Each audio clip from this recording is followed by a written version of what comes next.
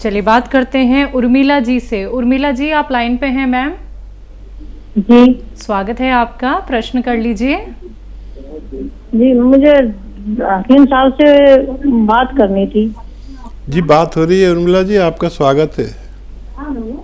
जी मेरे को सर वो हकीम साहब ये पूछना था, मेरे पति बीड़ी पीते हैं बहुत ज्यादा।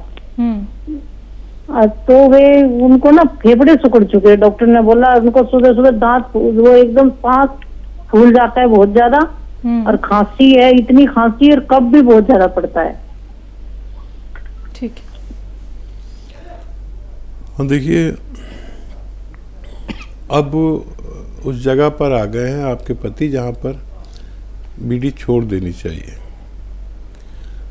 और एक नुस्खा बता रहा हूँ, और बीड़ी छोड़ दे तो बहुत अच्छा है, नहीं तो ये नुस्खा तो ज़रूर लें। देखिए सपिस्तान, उन्नाब और अलसी, ये 3 चीज़ें, 3 दवाएं हैं, बल्कि 4 दवाएं हैं। ये 100-100 ग्राम लीजिए। सपिस्तान, उन्नाब और अलसी 100-100 ग्राम लें। और पीपला मूल, जो आपके किचन में पीपलें होती हैं जिसे पीपला मूल भी कहते हैं, वो 30 ग्राम लीजिए।